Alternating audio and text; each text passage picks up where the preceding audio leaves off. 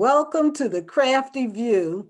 I'm Diane Williams, the host for the show, and my guest I wanted to say in the studio, but my guest today is Lee Washington, and he's at his home, and he's a member of the Craftsmen's Guild of Mississippi. He's at his home today. We're not in the same room because of the COVID pandemic, but I want to welcome you, Lee Washington. Thank you.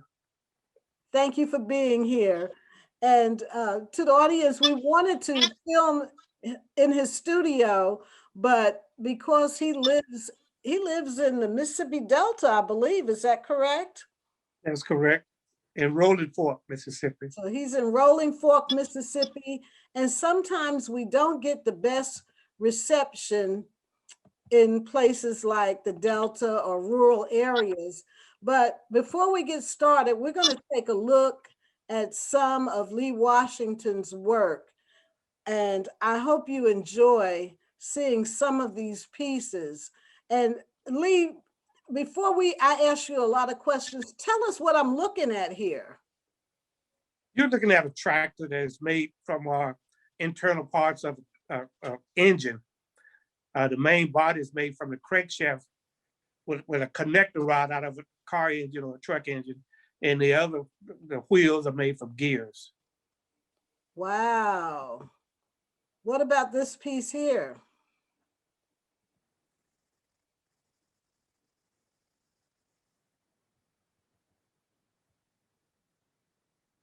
Are you able to see that piece? Yeah, it's the same piece of tractor that I just described. Oh, okay. I thought the second piece came up. Let's see.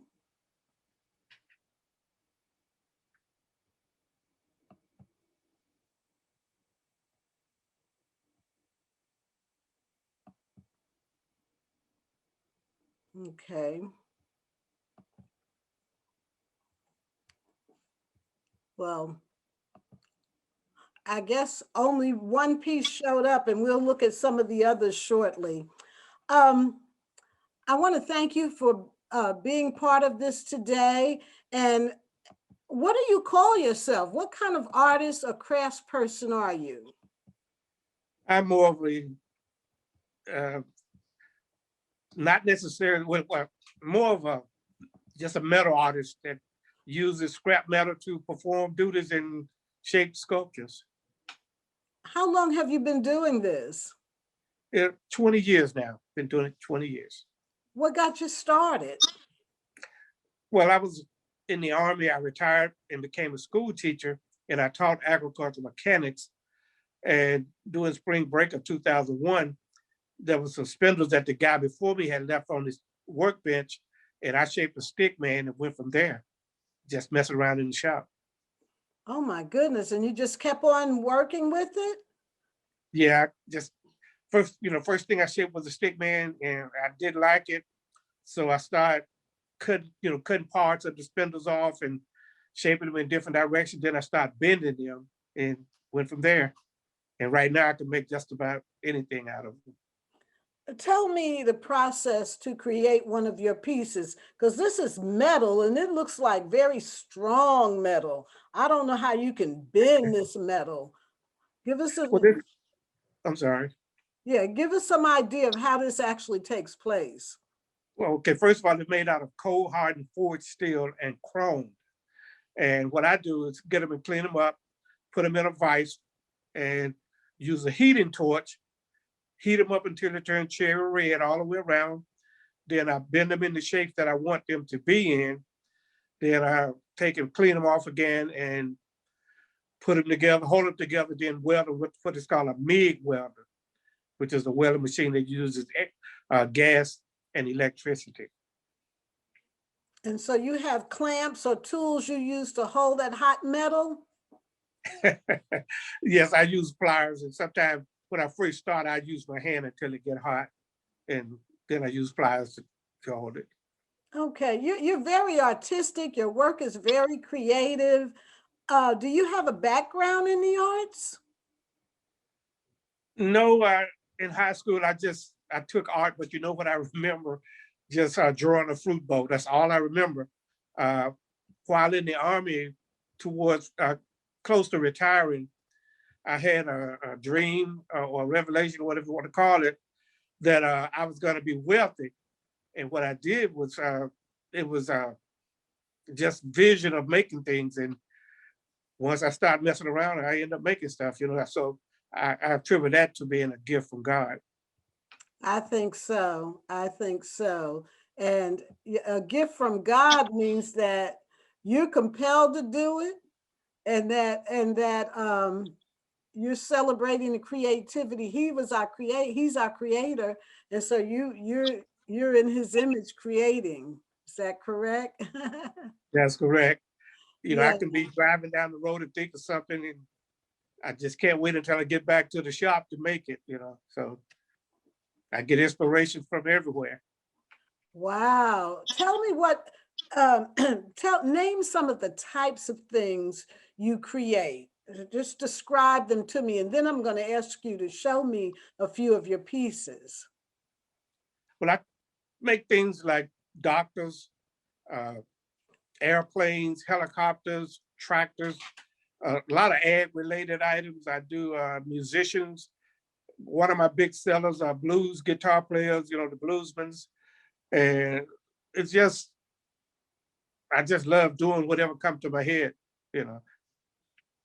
Yeah, that's exciting. Show us a couple of the pieces, because you're saying doctor, and I've seen one of your pieces where the doctor, I guess, has the patient on the table. Am I? Yes. Yeah, that was very interesting. Very clear that that's a doctor. Right.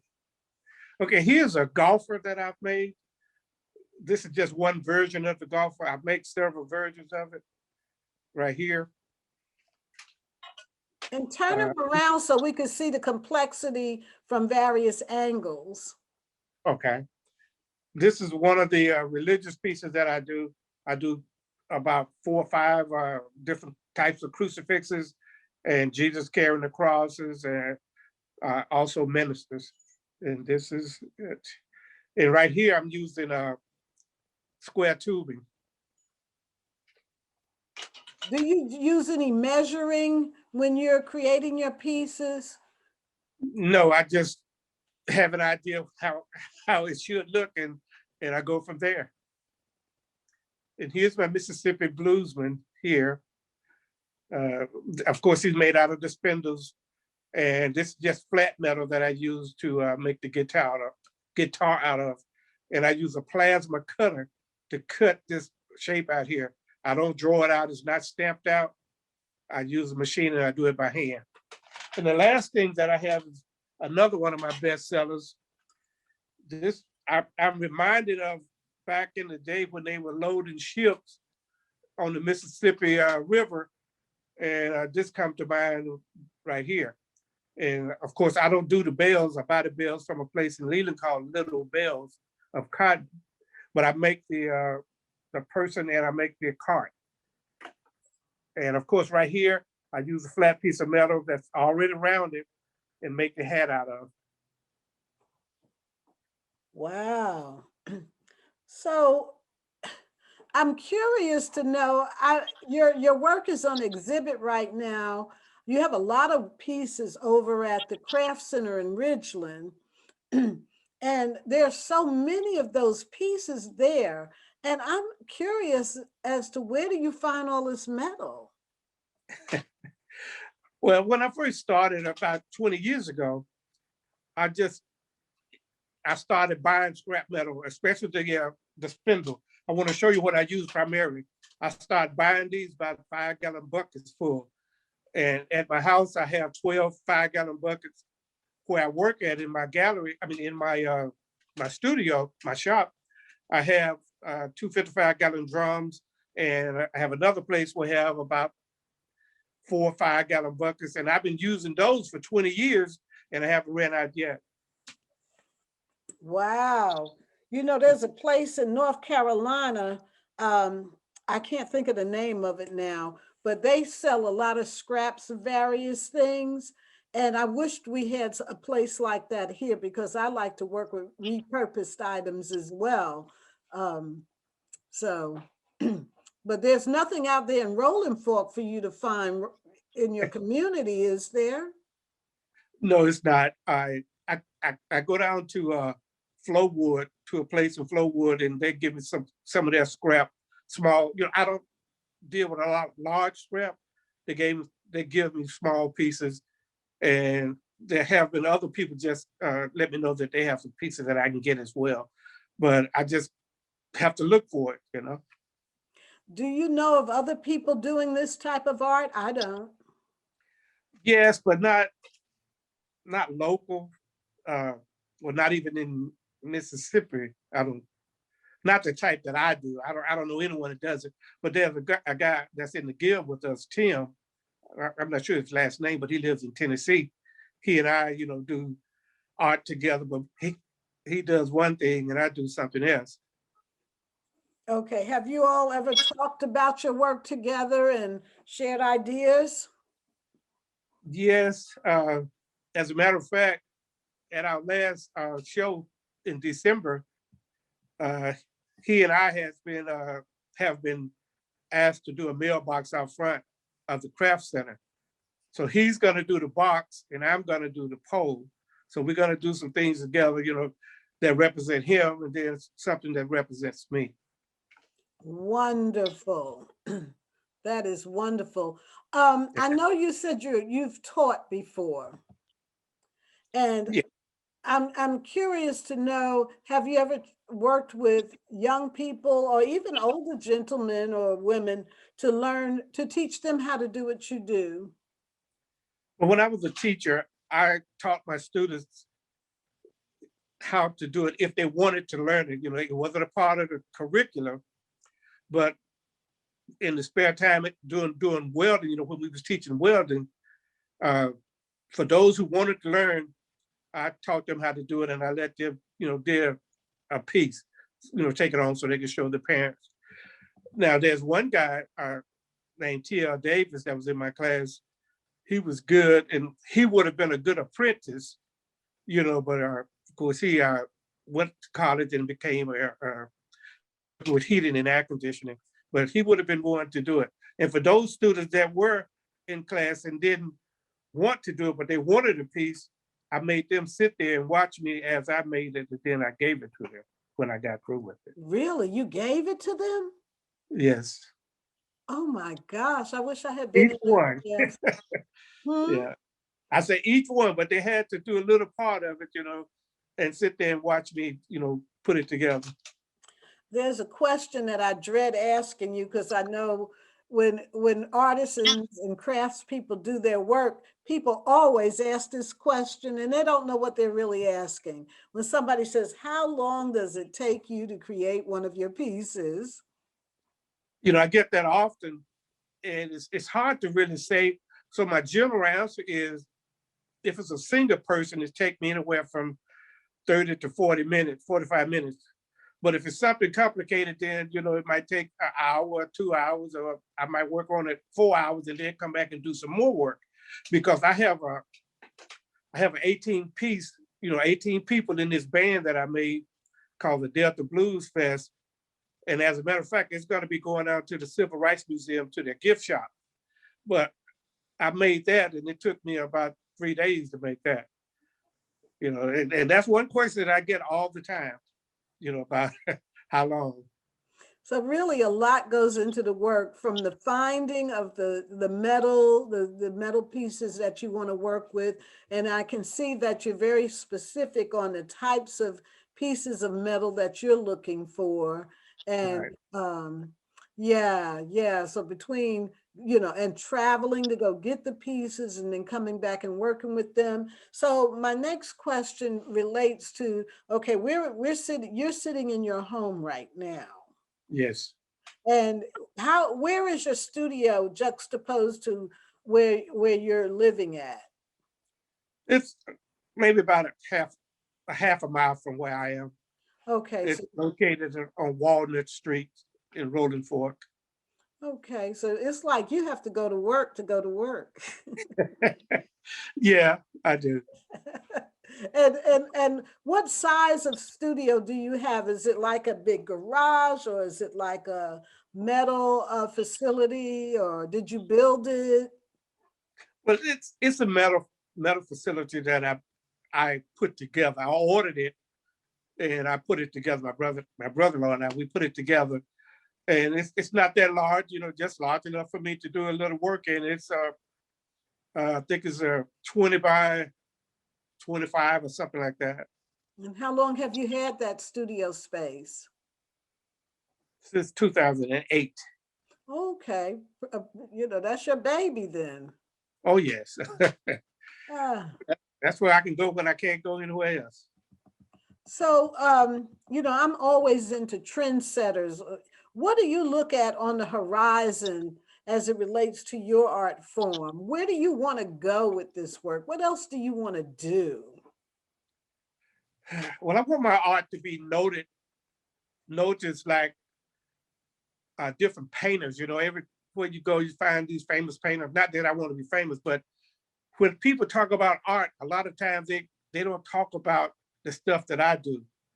I want the metal sculptures and things that I do to be well known, just like other art is. I want to be able to be noticed as an artist, which I am. But when people look at art, like I said, they look at it differently from the painting and things of that nature to what I do.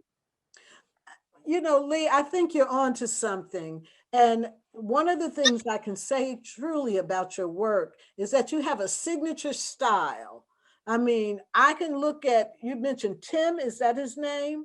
I can look at Yes. Tim's work, I can look at your work, I can look at somebody else's work, and there's a distinction in the type of work that you do that I feel is profound. And I believe there's that distinction probably in Tim's work as well. But you do have a distinct style, a signature style that I think is important to the recognition of an artist and that artist's body of work.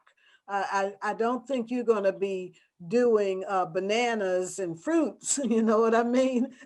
I could pretty Right. much, when I'm talking about Lee Washington and the metal works that he does, I can give people some clear-cut examples using just a couple of fingers on my hand and say this, that, and that. You know what I mean? So I think you're well on your way to that recognition you're referring to. And that is important to the preservation of the art form, is that when people start to recognize and appreciate, then not only will they want to have a piece of your work in their home, they might want to take a class and learn how to do some of those smaller pieces you were teaching the students to do in the classroom.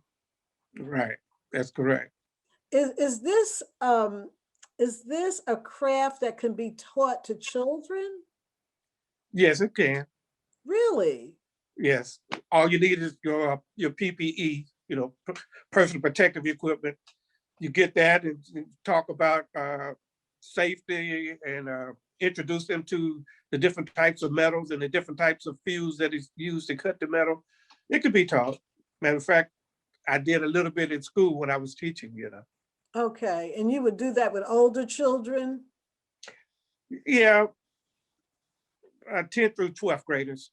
Okay, that's a fun activity for them, especially boys, and there's a lot of girls that like to get into stuff like that as well. Right. Fabulous, fabulous. Have you ever participated in any craft festivals around the state, around the region? I know you've participated in Chimneyville because I've seen your exhibit there uh, every year, actually, and it's a mighty fine exhibition. And your exhibition at the Craftsmen's Guild right now in the George Berry Gallery is a wonderful display of it's tiered on about 4 or 5 different shelves, and it just wonderful. So what other festivals and events have you participated in? I participated in all of the festivals in Clinton each year. The Brick Street and the market, the one they do on Saturday mornings, the one they do in December. I've done Bright Lights in Bellhaven. I've done Canton Flea Market. the biggest thing I've done is went to the Chicago Blues Fest, everything paid by the state and everything paid by Chicago. And we went there representing the state of Mississippi during the Blues Fest there. Oh, wonderful. Have you ever done the Kentuck Festival? No, that's where I'm trying to go one day. I don't know what it's like now, but I know years ago, I think the reason why I mentioned them because they're one of the festivals I know that really honors folk artists. They treat you all like royalty. Okay. That was my opinion. So I hope you get in. And I know some of our other members have exhibited there and won awards. You know, they give you awards sometimes for the way your booth is set up and everything. So that would be nice. I hope you get in. Keep trying. Yeah. Do you know anything about the John C. Campbell Folk Art School or Penlands? Have you heard of those places? No, I haven't heard of those. Those are places where maybe beginners, novices, or even professionals go to take classes to learn how to do some of the crafts, to learn how to do what you do or what some of the other members of our guild that they do. And it's an incredible place to spend the week. And I don't know if you can imagine what I'm talking about. They have everything from, you know, metal workers to quilters, you know, and even musicians and things like that. I was just wondering because not to promote them, but to envision something like that being here in Mississippi, maybe through the Craft Center. Yeah, I think that would be great, you know, to be able to teach someone else, you know, the skills and everything. Yeah. Mhm. Wonderful. If someone wanted to get in touch with you, how would they be able to do that? My cell numbers are 601-415-8690. My email address is leea_Washington@hotmail.com. Excuse me. My Instagram is Lee's Cotton Picker Art. And I'm also on Facebook? yeah, Facebook. That's Lee Washington or Lee's Cotton Picker Art Gallery. So that's about it. You have an incredible exhibition of your work on Facebook right now. And I was trying to pull up some of these pieces. I don't know if I'm successful or not. Let me know if you can see. Yeah, I see a tractor. You can see that. I'm Yeah. going to try to pull up another piece. Has it changed? Well, it changed, but it went back to the first one. Oh. I don't think it's showing what I'm looking at, but at least we got to see one or two pieces aside from the ones you have there. But if people want to see more of those pieces, I think you have a great number, like 18 or more on your Facebook page. Oh, yes. Matter of fact, it's more than that. Those were the latest ones that I put up. Okay, fabulous. So, you know, usually it's the young people that get into the technology, but I see that you've become adept at it as well. If I try, I could do it. But a lot of times I'm just afraid to even try, you know, but I could do it. Oh, that's good. My son always told me, he said, Mama, just touch something. Right. And figure it out. And that has worked for me. Is there anything else you'd like to share with our audience? No more than if you're in the area, if you're traveling between Vicksburg, Mississippi and Greenville, stop by and see me on Highway 61. Right there, you know, not even a fourth of a mile off the highway. That's Okay. 149 Walnut Street in Rolling Fork. Okay, and give them your phone number one more time. 601-415-8690. That is great. And that's a great place to stop because, you know, the Delta, you got broad, open green grass fields and sometimes Right. soybean and cotton fields and catfish ponds. But you know, if you want to break up the monotony a little bit, I say stop by Lee Washington's and Rolling Fork, and or either stop by the Mississippi or the Craftsmen's Guild of Mississippi at the Bill Waller Craft Center at 950 Rice Road in Ridgeland on the other side of the reservoir. I want to thank you, Lee, for being my guest today. And certainly I'm going back to take another look at your work, and I appreciate you so much. Thank you. Thank you so much. Appreciate it. Okay.